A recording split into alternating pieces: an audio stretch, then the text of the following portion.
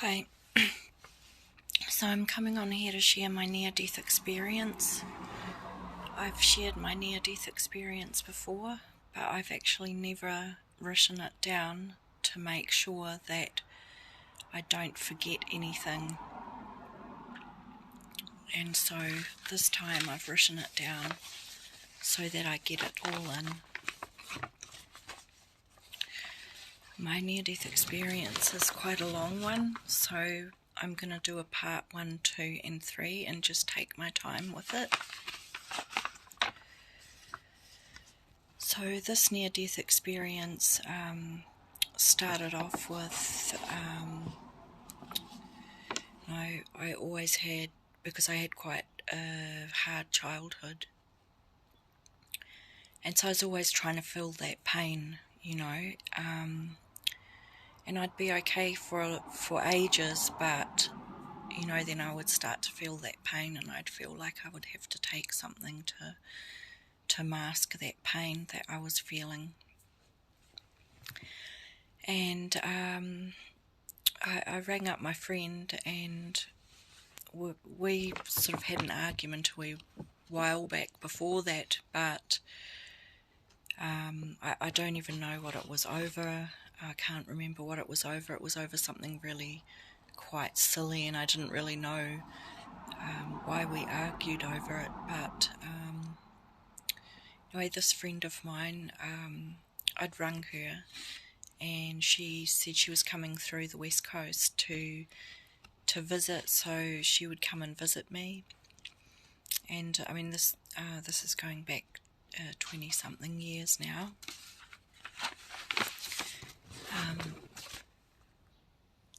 So I was going back when I was 23. I'm 45 now. Excuse me. What happened was I'd rung my friend to see if she wanted to come and spend some time with me.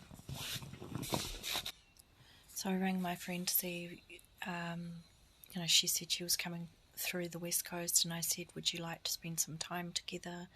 She said yes. She said that she had some ecstasy.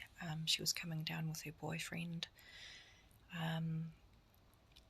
And so she did. She ended up coming to my place, and they arrived quite late.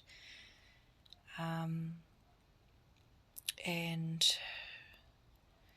I had someone over looking after my family. I had one other friend turning up. So altogether there was 4 of us, four of my friends and me there. I went off to with my girlfriend to go and get some drinks. First I'd sat down at the table and been given a tablet of ecstasy, but that one tablet can have up to 5, enough to kill 5 people in that dose. But I didn't know this, and I asked her, is it harmful? She said no, it's pretty harmless. It's only very few people that have died of it, and it's usually because of overheating and drinking too much water. So I thought it was a pretty harmless thing that I was taking, but not so. Later I'd researched, that there is a type of ecstasy tablet that you take one, and then it sort of wears off, but it's actually still in your system and still poisoning you. So it wears off, so you go to take another one, and it's the next one that kills you. So I took the very strongest. The second one was the very strongest, dark purple, and that one dose could have killed, I think, about 5 people. So she gave me this saying it was pretty harmless, is what she said. And so we went off to get some drinks. By the time I got to the bottle store, the whole place was strobe lighting, so my eyeballs, my nervous system was doing something, and I become feeling my body wasn't right, and I told her, and she said, just put on your sunnies, don't worry about it. So we went back home, and I got it really, it wore off, and I felt okay, but it was after the second tablet that I really started to feel sick. I got very thirsty, so I'll just get up to that part.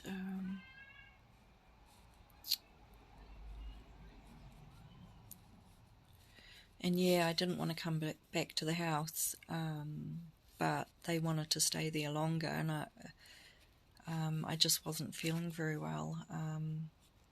I got very thirsty, and I drank out of the tap, so I was just under the tap drinking quite a bit, and I just suddenly felt like I had to go into the room, and I curled up in fetal position, and at that stage I actually died. So it was just an overload on my system, and I curled up in fetal position. It went dark,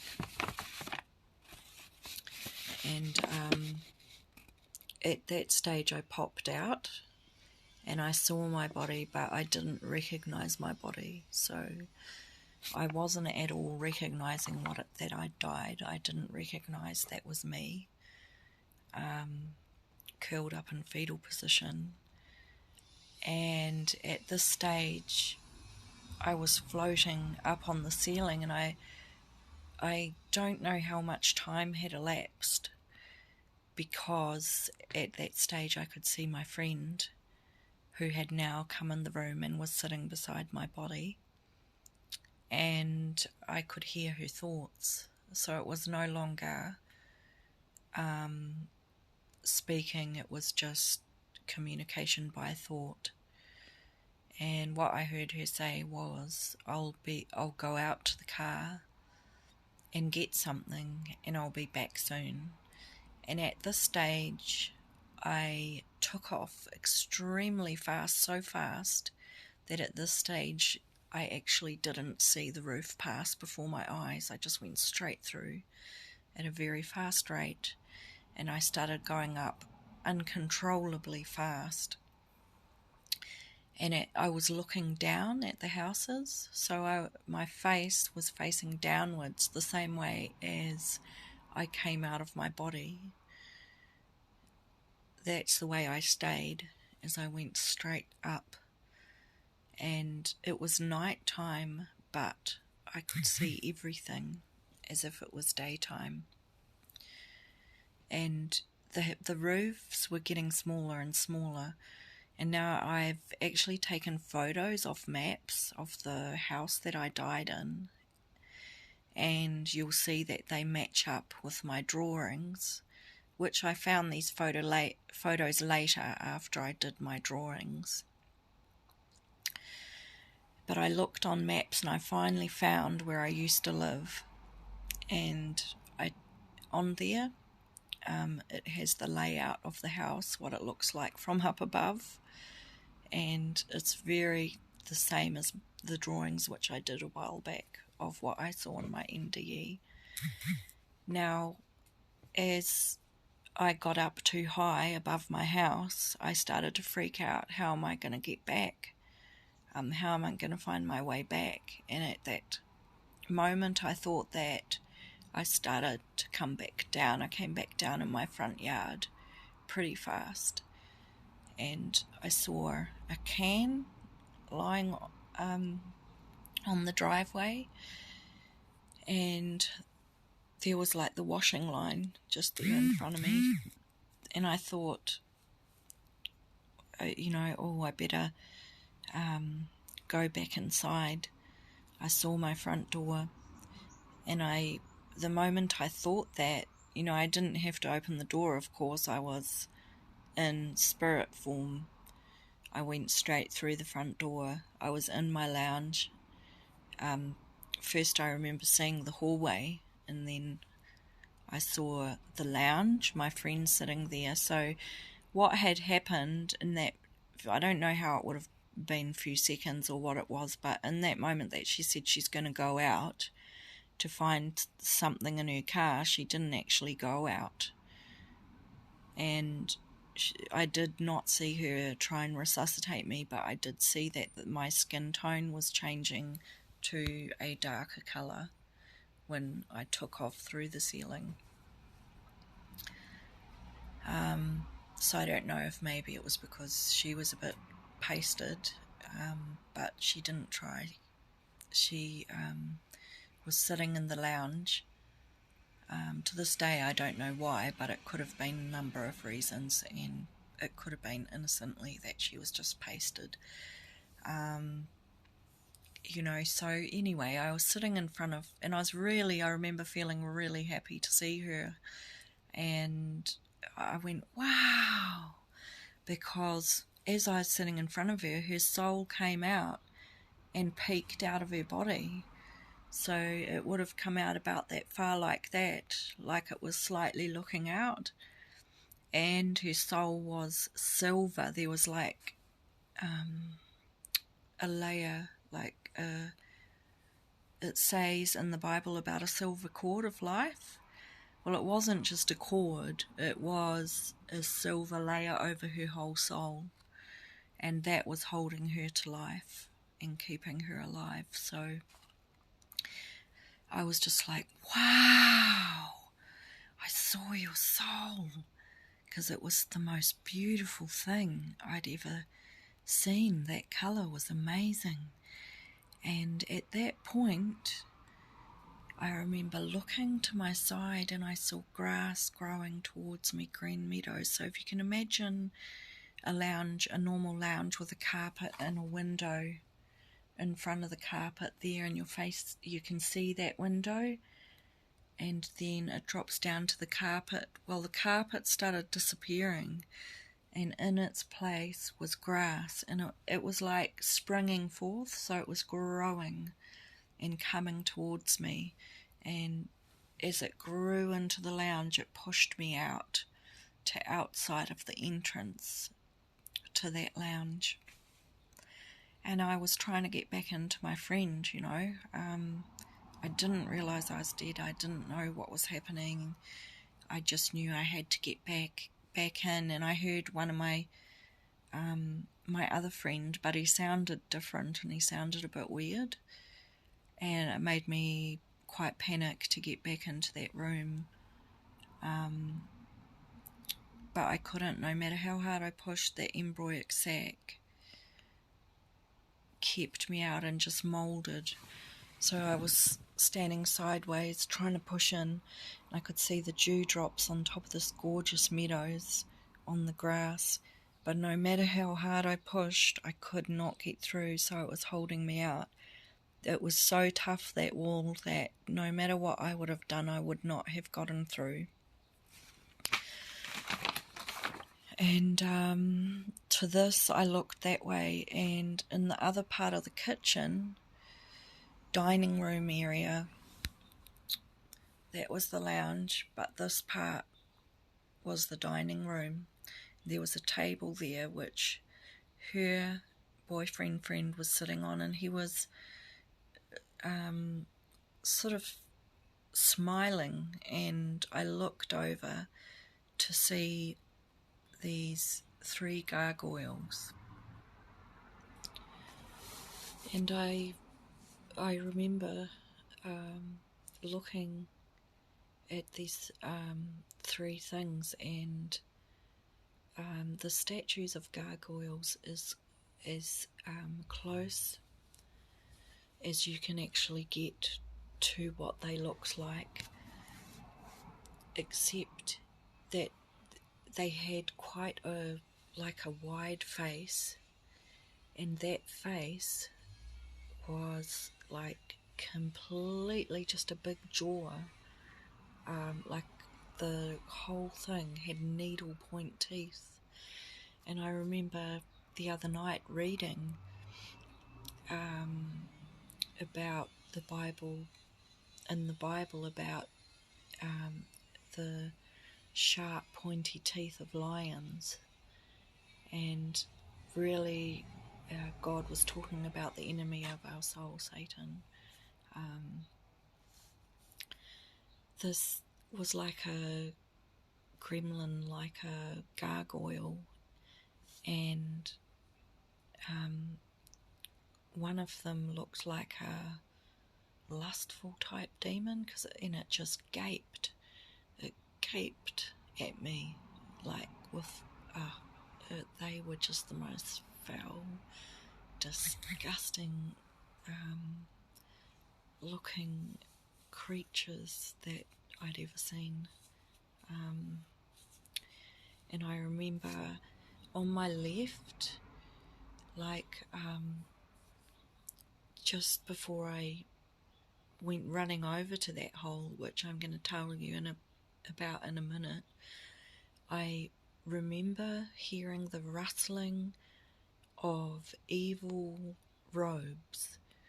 Like if you ever hear like a zzzz sound from devices and stuff, this was like a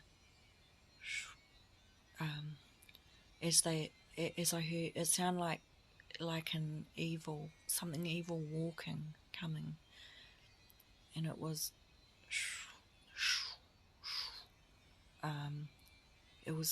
like rustling, and you could hear this.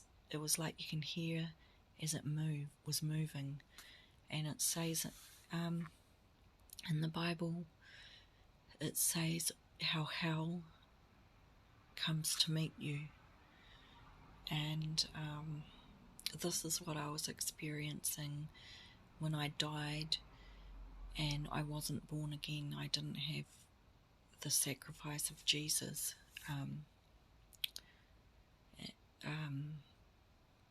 in my timeline, because you have to have the cross joined into your timeline, washing away your sins, to be able to enter into those meadows. Otherwise there's actually a wall.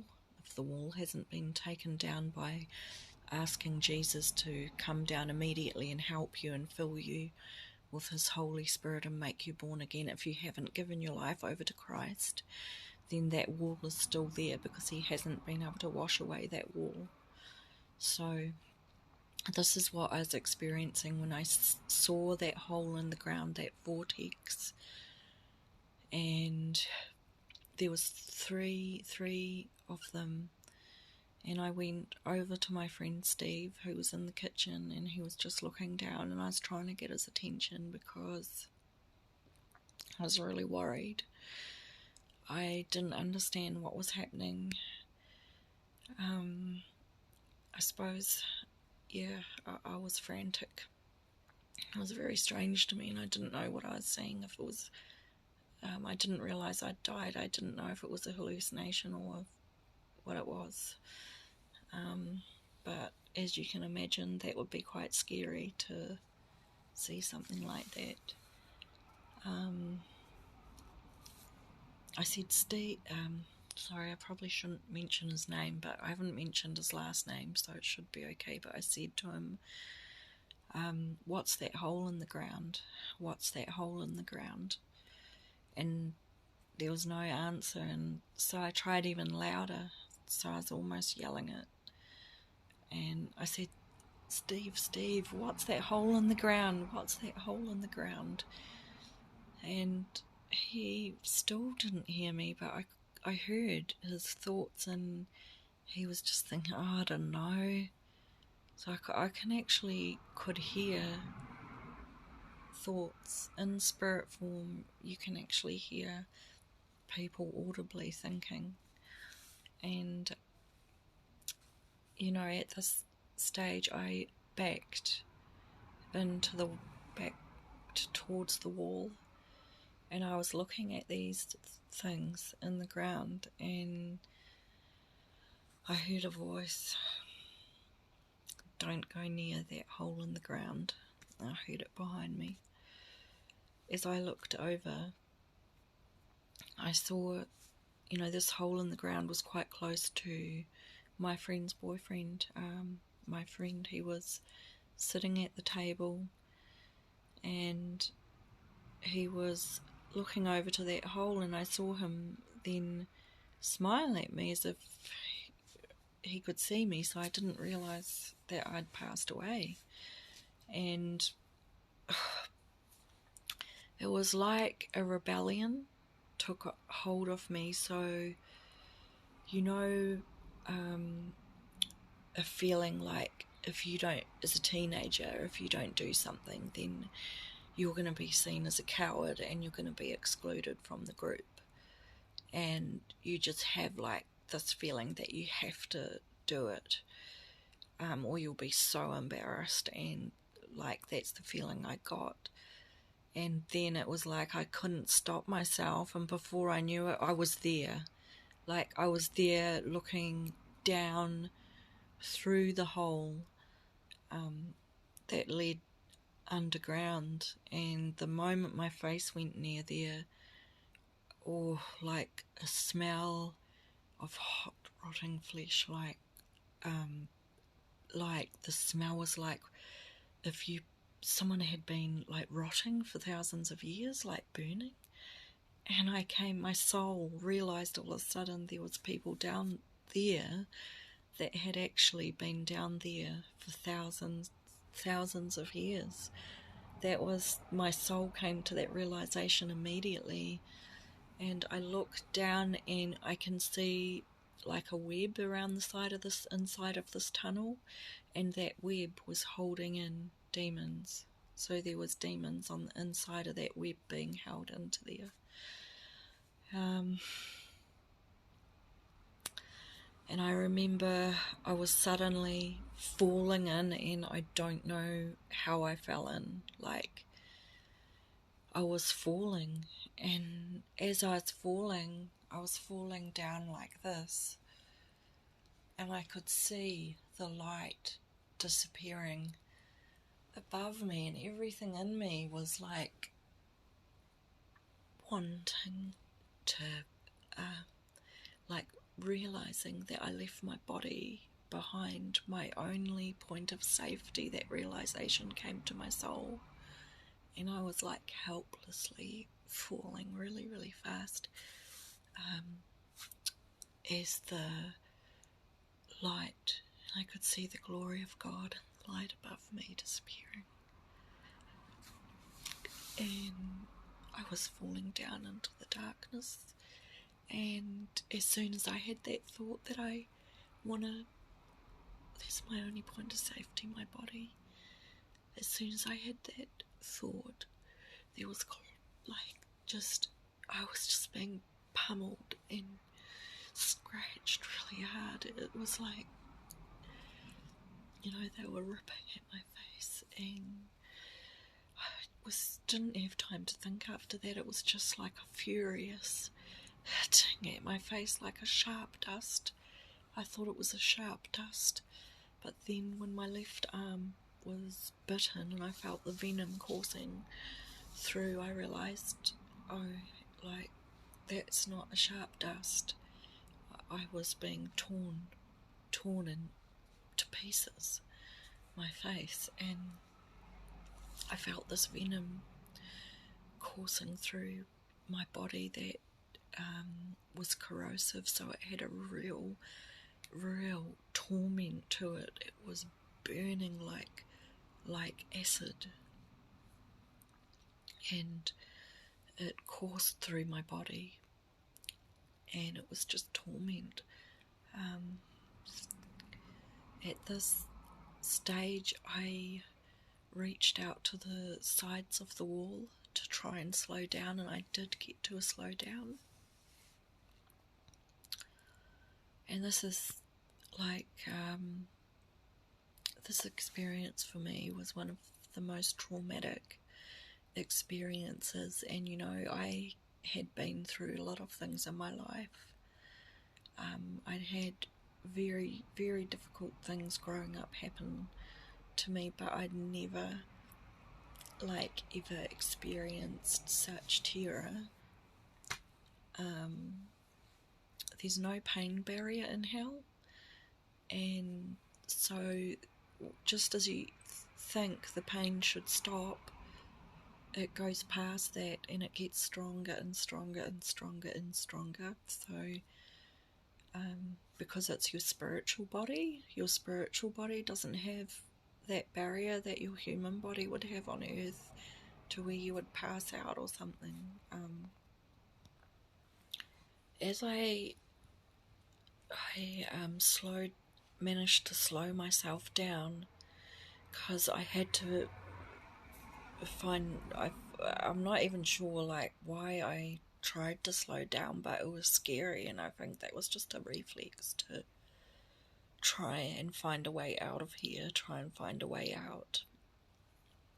As I slowed down, I actually came to opening in the tunnel.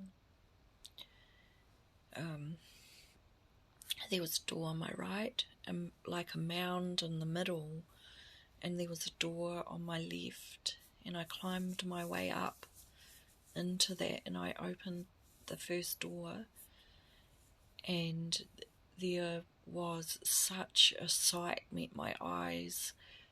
It was like a monster, it was had bulging out eyes. It was much, much bigger than me, much taller, towering above me. And my first thought was, I hope it didn't see me.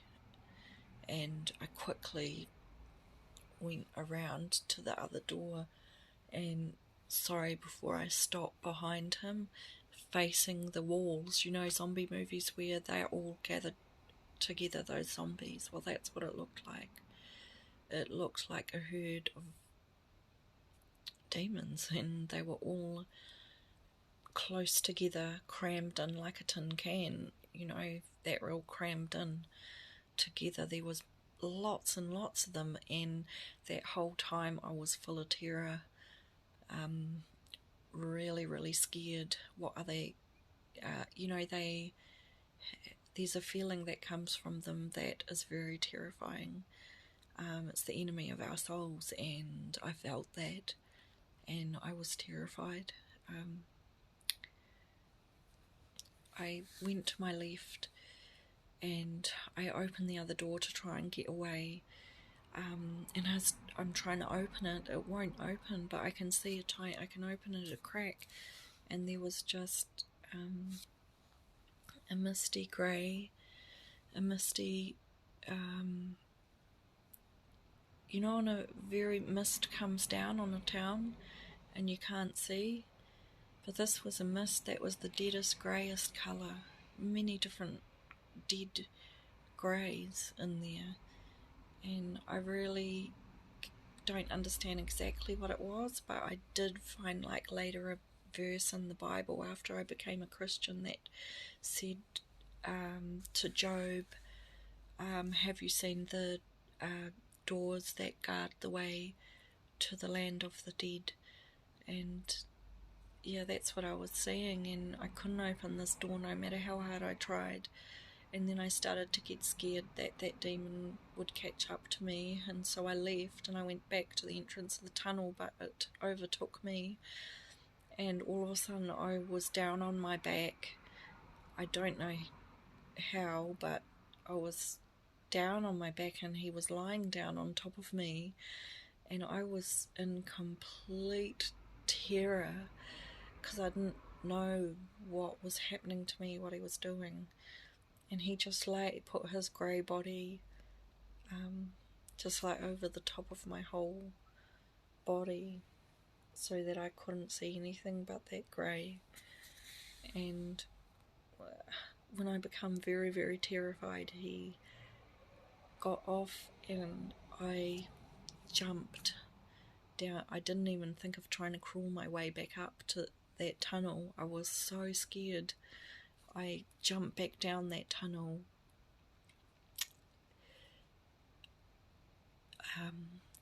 into hell to get away from that demon. So as I was falling, I was falling very, very fast. I passed through such a burn.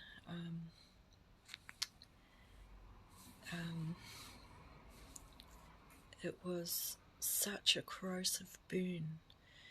If you heated up a furnace like billions upon billions of times, and it was a vat of acid, of battery acid. That is what it felt like. It was so hot, but this fire that I was feeling as I passed into the centre of the earth was so excruciating and so like hot that it just increased, like the heat increased and the torment of it increased and increased way past what any human being like could handle. But like that wasn't even like the most of the torment of what I was feeling, because what I was feeling was like tempests of evil wind that was washing over me, filth, worms crawling through my spirit, soul, body. If you can imagine what you feel when a yuck insect gets on you, well, it felt like millions of those all over my legs, all over my genitals, all over my whole body, like crawling through me.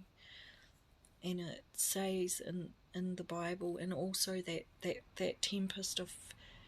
tempest came with a smell of death and burning and rotting, decaying flesh, and I was experiencing all of this at once, plus the terror. It was like I became that evil that was in hell. I was no longer human. The feeling, the here on earth we have a feeling of safety, of comfort, of a peaceful mind. All of those things are from God, and in hell, it's all taken away because you're no longer connected to God.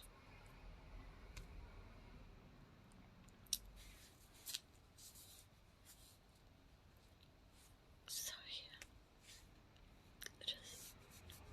it is very, very bad torment, and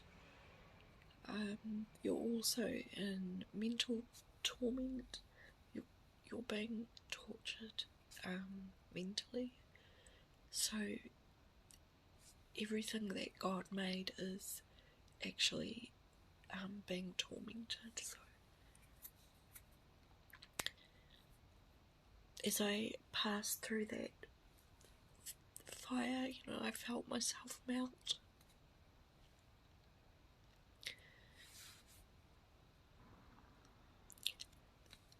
And I thudded down to the bottom of a cave, and that cave had a fire around the bottom of it, and when I went to feel to see if I can get back up, it closed over my head, and complete terror took over me, and I looked out of that cave and I saw gates.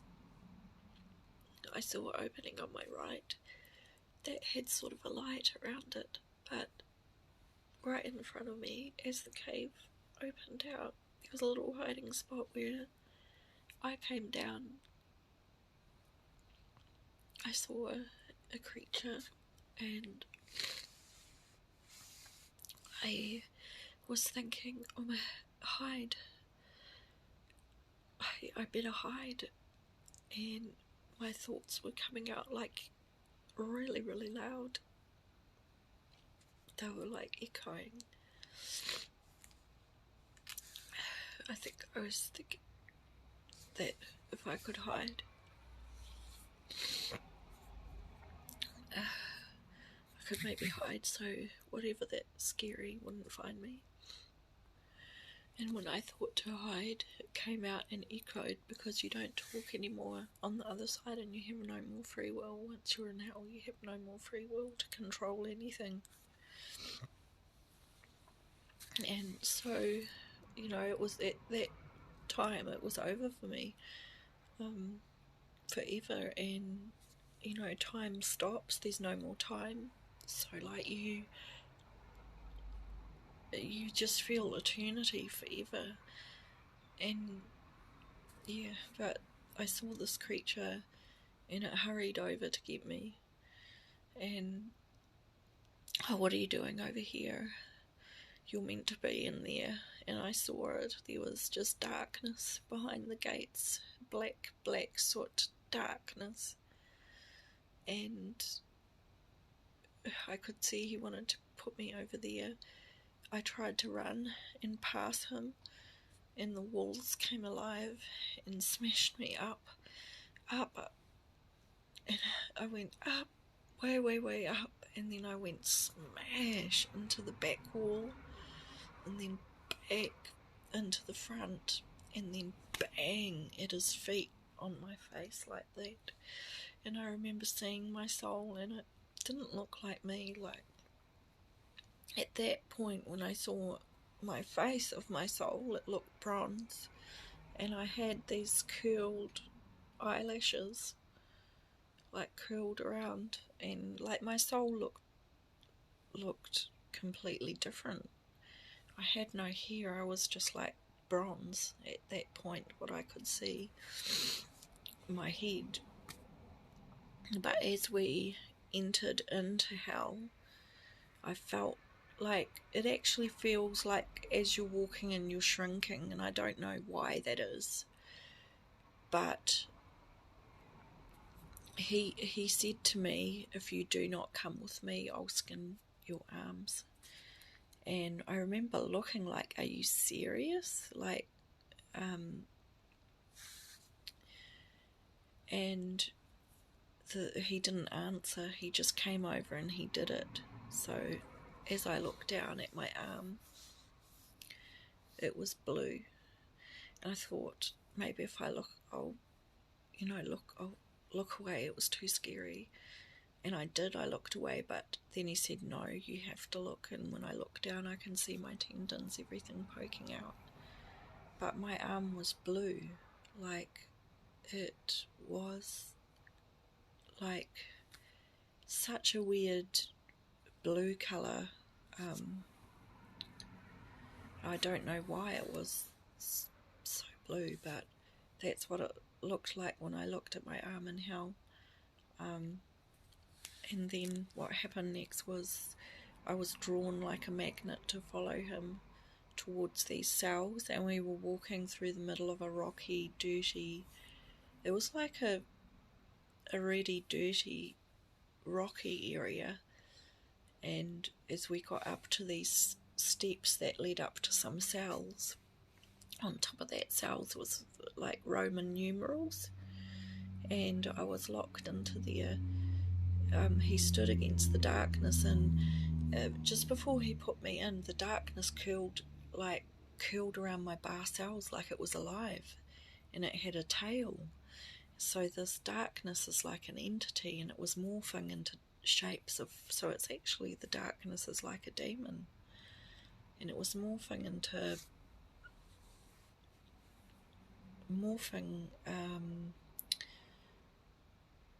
a tail and a body, and it wrapped around my cell. And as I was in there, my soul was in complete panic because he had stood against the darkness and said to me, I'll be back soon to torture you again. And I thought, oh no, it's going to be worse. Like, I was so scared and so terrified. I was trying to find a way in between the bars, anything to try and get out. I was in complete frantic mode. And I saw a mock key, but I thought it was a real one, and I tried it. Each time I turned it, it actually made the cell move over. It scraped like brick. Like, it scraped across the ground like brick. I think by the third or fourth time that I did that, I was teetering, and I saw myself teetering over a black pit that went straight down. And it wasn't like a huge one, but it was large enough for me to fall down it. It was very dark, and all around me was darkness, like just darkness and despair. And I felt eternity. I felt I'm lost here forever and ever. There's no more time. I knew no one would ever know where I'd gone into the centre of the earth. I knew, like, who I'd known would never know that I was there, and that was my only chance. I had blown it, and I was here and doomed forever. And at that point, I grabbed hold of the bars, and I was looking into the darkness, and in complete despair, I says, God, please help me. And then I turned sort of to the side. I could hear arguing. So nothing was happening for a minute. And then I heard arguing, and I heard it's not her time yet. And there was quite a commotion. There was quite a commotion over my soul. And then that's when it got very bad for me, because all of a sudden that darkness, I was separating from my soul, and I would see my flashes of my own destruction, and I saw that I had no eyeballs. I was in complete torment. My eye sockets were blackened. There was nothing in there but blackness, and this evil black was starting to spread out and take over my body. Then I heard, I've come to get you out. And it was a gentle voice. And he went around the back and he did my lock.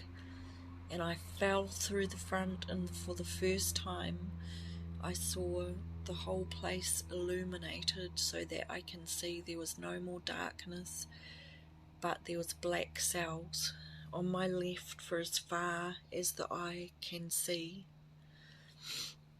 And in front of me, there was a dividing wall with this dirty thing. And I forgot to tell you that when I was in that darkness, I could actually look up, and I thought what I could see was earth, but it was what you call Abraham's bosom. And I saw a beautiful, beautiful lush garden. So from there, hell, it was all dirty and mucky, the walls. From there, you can actually see heaven, the holding place in heaven, where people are being looked after by God who have got into heaven. But what I thought it was earth, and with everything in me was longing to be back there, but I knew I blew the only chance I ever had. And I know that to get it right, you have to cry out to Jesus Christ for help, for him to come down immediately and help you, because his name's the most powerful name in the universe. And I had a great transformation after I did that, and I know that's how he forgives your sin. Or you say, Jesus, please come into my heart and make me born again and be my saviour. I make you my saviour, Lord. In Jesus' name, I pray you would help me and make me born again. And know that he died on the cross for your sin and rose again on the third day. And that trust in him, place your trust in him. But what I was going to say is, I hope, I know that's how to get saved, but I'm even a little bit I want to get this right. And I know I've got it right by getting saved, because I have cried out to him for help, and I saw the cross coming towards me, a bright, bright light, and I felt oceans of love pouring out over me. So I know I've been born again. But I just, with everything in me, I want to make sure I don't ever see that place again, because I had PTSD for 12 years after that. I wasn't quite the same, but God healed me and restored me from that, but it took 12 years. Like, can you imagine having panic attacks for 12 years because you can still smell hell? I was going through flashbacks of hell for 12 years, and it wrecked my life, honestly. I wish I hadn't ever done that, but at the same time, I make wiser choices now. I'm careful who I'm friends with, and I am sort of glad that I found out about that place. Otherwise, I would have never been born again. I would have never found out that this life, the decisions we make now, is forming our eternity forever, where we're going to spend forever. Like, I can honestly say it really took everything in me to survive that. Even the time after that, I had to be a warrior and practically fight my way through every single day, because I really was in such torment with the PTSD that I had. PTSD. So, if you're listening, I just want to say that God really cares about you. He loves you so much, and you do have a destiny and a purpose. This life is very precious, and to not take anything for granted, because each breath is a gift. And even having a mind that is healthy, being able to feel comfort and peace and all those things is a huge gift, and we take them all for granted. This body is a gift. Don't misuse it. Don't dishonour yourself. Try to best you can to love others and treat others how you would want to be treated. Think about every decision carefully in your life, that you're making the right decision, because one decision can really change your whole life. So that what I was going that's not my whole NDE, but after that I walked out with Jesus, and I don't know why I didn't look to see him. At that stage I could just see the illumination, and I just wanted to get out of there. I remember looking back, and I also had a shared near-death experience at this point with my grandmother, and I tried to get her out of her cell. I found out she died in the year 2000,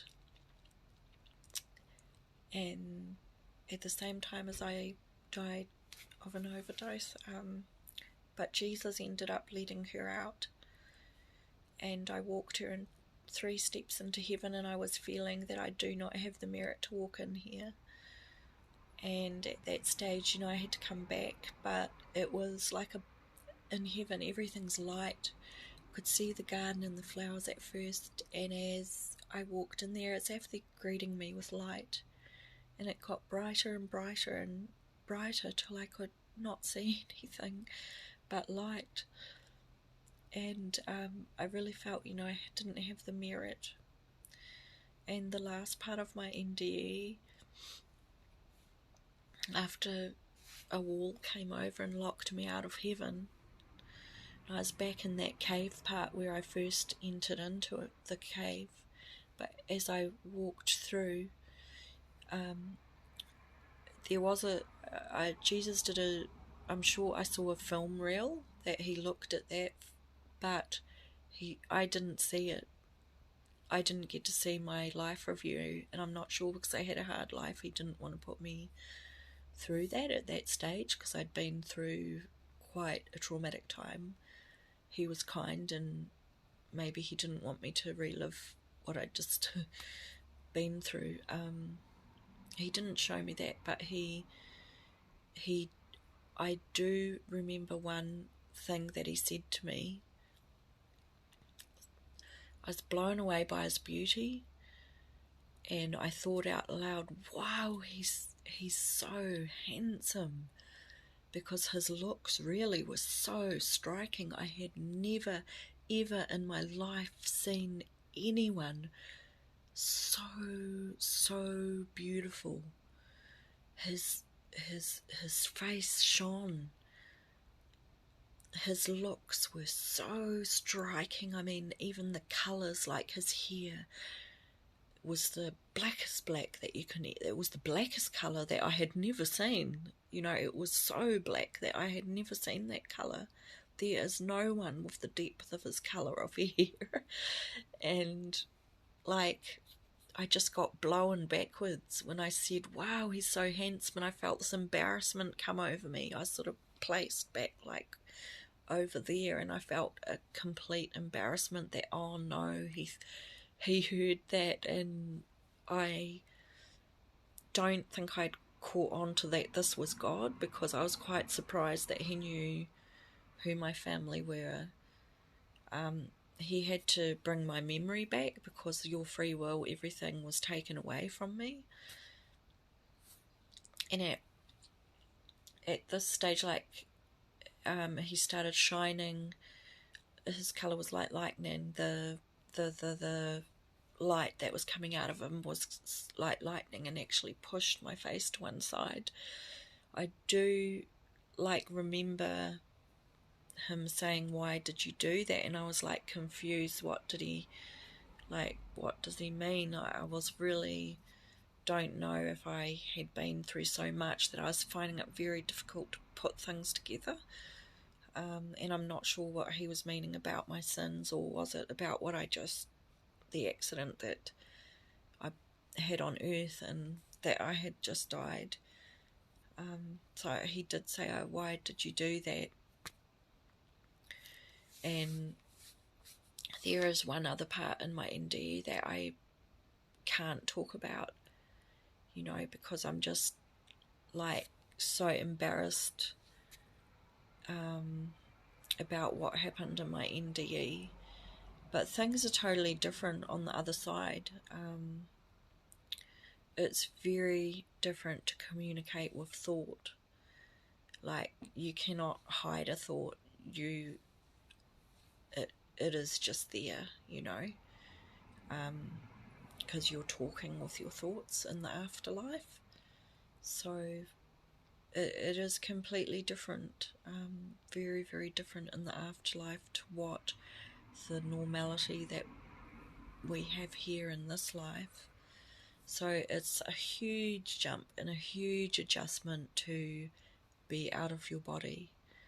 And I think that's why we really have to prepare in this life to get our lives right with God. We've got to prepare to get right for the afterlife, so it can be an easy transition, and so that we don't end up in that place. Because the scary thing is once your time's up and you're there, and that this scares me too, is I have had a second chance and I cannot blow it. Like, I feel a lot of pressure on me to get my life right and to really do things the right way this time. But I was let go back. He let me go back. Okay, so the bottom just opened up. It was like I was suddenly falling, and I was falling through the air, and I can see the houses, then I can see the tree near my house, and it got closer and closer. And I remember getting down there, and I came through the roof of my house, and the timber passed before my eyes. Before that, I remember seeing a plant, and it was like I was seeing through tears as I was coming down. Everything was so beautiful, and I was just appreciating the beauty that I saw on earth. And as I came through the roof, I passed through the timber in my roof and saw it pass before my eyes. I was then in front of my body, just before the doorway, over the by the ceiling, looking down, floating in midair. And suddenly I heard call the ambulance, call the police, because my friend, had found me, and they were about to ring the morgue because I was dead. So they were ringing the ambulance, the police, and I was back in my body saying, he got me out, he got me out, he got me out, he got me out. And then I looked and I just felt, such shame, because her boyfriend was sort of laughing type of smile on his face, looking at me on the floor. And I just felt so embarrassed that I was carked on the ground, and then I died again. And my girlfriend was sitting beside me, and then I carked it again. I died. I saw the vortex of hell like a whirlwind coming towards me, and the terror came towards me with it, and the awful feelings of hell started to take me over again. And this time I came back, like, I remember saying it was like almost like a quick prayer. Please make it go away. I just can't handle that. I can't handle it. Please make it go away. Please let me forget this, please. And then I came back to life, absolutely roaring. Like I was roaring, demonically roaring, at the top of my lungs, roaring, because the feeling of hell was so awful and so vile and so horrible that that's all I could do to handle the feeling of it, was to roar. And then I came back to life roaring like an animal, and which was embarrassing in itself, but it was just so awful, the feeling of hell. And after that I started to come right. So God gave me, when I begged God, he let me come back to life, and this time he let me recover. But I think my body was struggling because the amount of poison that had been put into my system, and I didn't actually know that was so harmful. I mean, I didn't realise it was. I thought it would have been safe. Not safe, but I was told it was safe, and I made a terrible decision. And I would say stay away from drugs. Don't ever go near that disgusting drug. All I can say, whatever you do, stay away from drugs or anything that can kill you, because this body is the only safety spot for our soul. Till we're born again and we're saved, then we're safe. But till then, don't risk your life. Nothing is worth it, spending eternity in hell.